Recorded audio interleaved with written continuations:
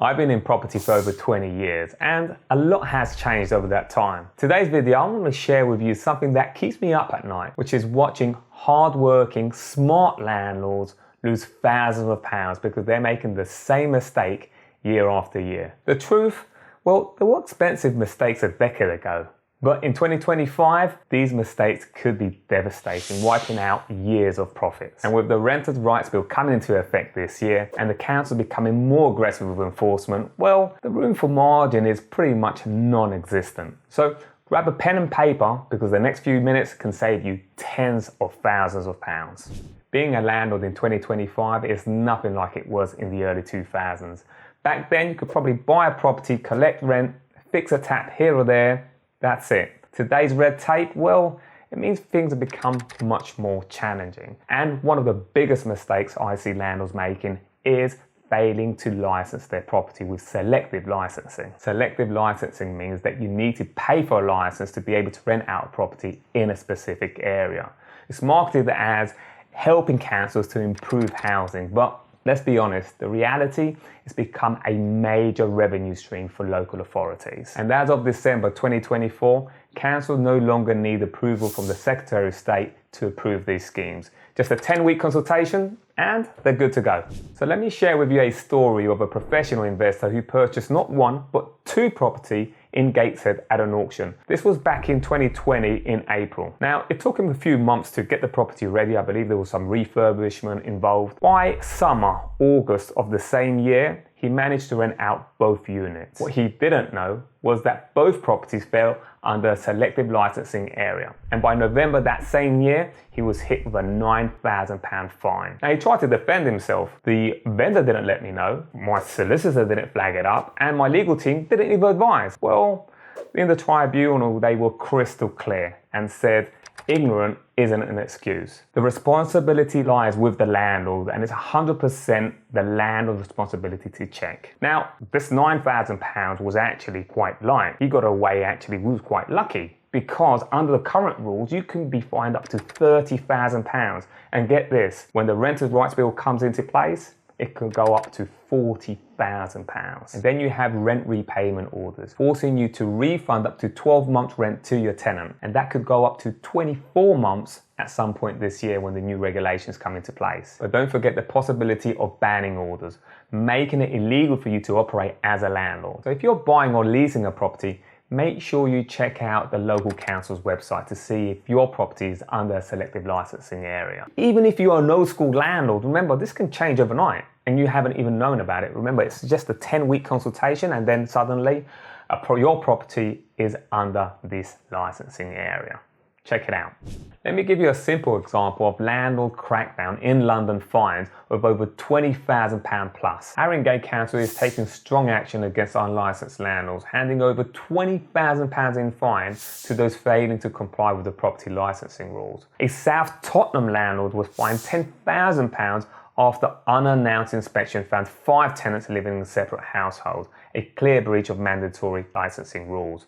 And 2 more landlords received civil penalties for failing to license under the selective property licensing scheme. In Tottenham, a landlord was fined £1,500 for not licensing their HMO, while a tenant who sublet illegally was hit with £5,000 fine. The council warns we will not tolerate unlicensed homes. Landlords must be accountable. So with councils ramping up enforcement, well, landlords need to keep up with compliance. And of course, it is a long list, but otherwise they may want to either sell up or delegate all the work to a professional agent. If you're finding this video helpful, hit that like button. It really does motivate me in shooting more of these videos for you.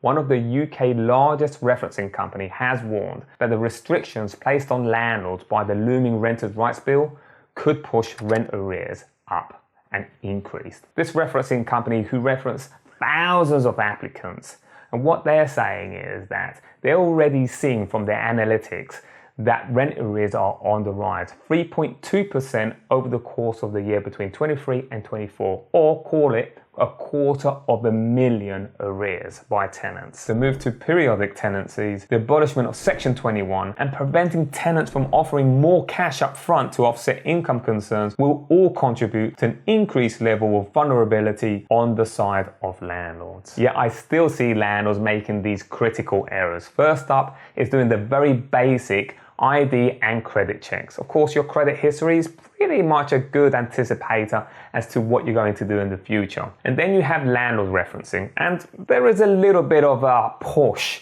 on the landlord referencing, because I have a lot of landlords say to me, well, that doesn't even matter, because if their landlord has a really problematic tenant and they want them out, then they're going to say that's amazing. I'd rather have more, even if you felt is irrelevant, so you can go deeper if necessary. If you're a landlord wanting to protect yourself, follow the link on the description where you can download a compliance checklist to keep yourself safe for any of the tenancies that you have. Not verifying employment directly with employers. For example, just getting a printed contract as verification of the employer. Well, that's not going to be suffice. Ideally, you do want to see that contract, verify directly with the employer.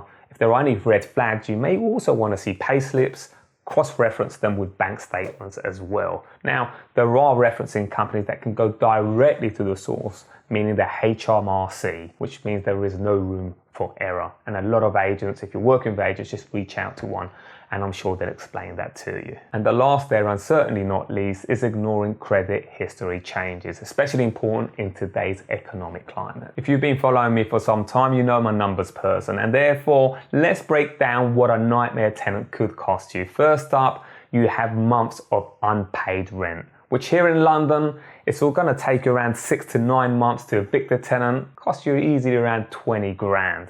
Next up, you've got thousands of pounds in legal fees.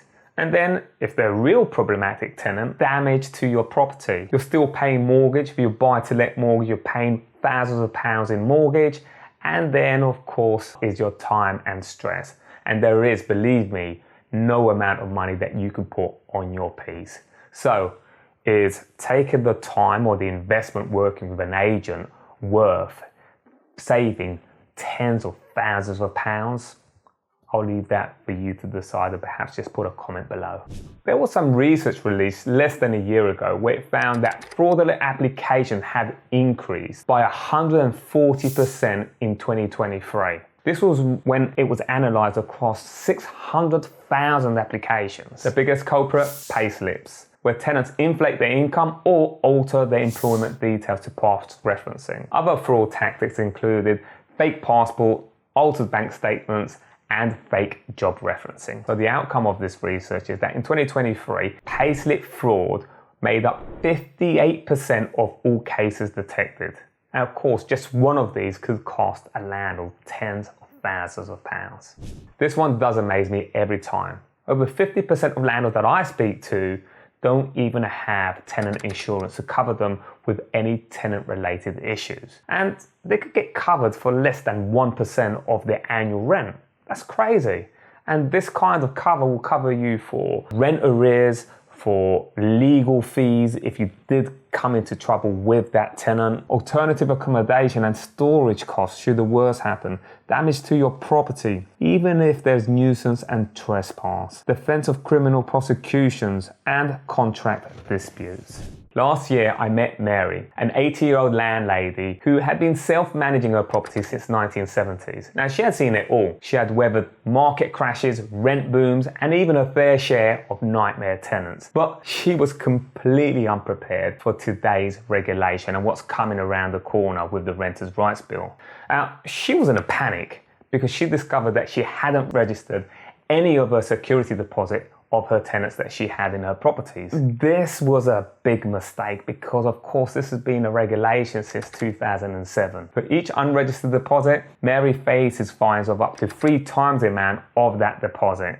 And with 8 properties, well, you do the maths. She was facing over £30,000 of fine. If we look at Mary's experience and when she started back in 1970s, 80s and 90s, well, I'm sure this bears little resemblance in today's market to that time. And this is the trap that a lot of landlords fall into. They think that their experience exempts them from learning new rules. But the law doesn't care if you're a landlord for 40 days or 40 years. It only cares that you're compliant. And the fact that the law continues to change in the rental sector absolutely means you should subscribe to this channel so you don't miss a thing. This final one in particular is heartbreaking because a lot of landlords feel they're doing the right thing. They're registering the deposit of the tenants, the security deposit, and they think they're safe. And yet they completely forget to provide within 30 days the scheme's prescribed information. And without this, you're just as exposed as not registering the deposit at all. Again, there are these small details that landlords don't intend to ignore, but just, let's say, are ignorant to what they need to be responsible for. And this is why we're seeing more and more landlords being overwhelmed. But then what's the answer to this? Landlords, get up to date, subscribe to a landlord organization, do all the courses that you need to do so that you can be a professional landlord, or delegate it to a professional agent. Now, if you really want to find out what the #1 mistake in the UK for landlords, make sure you check out my next video.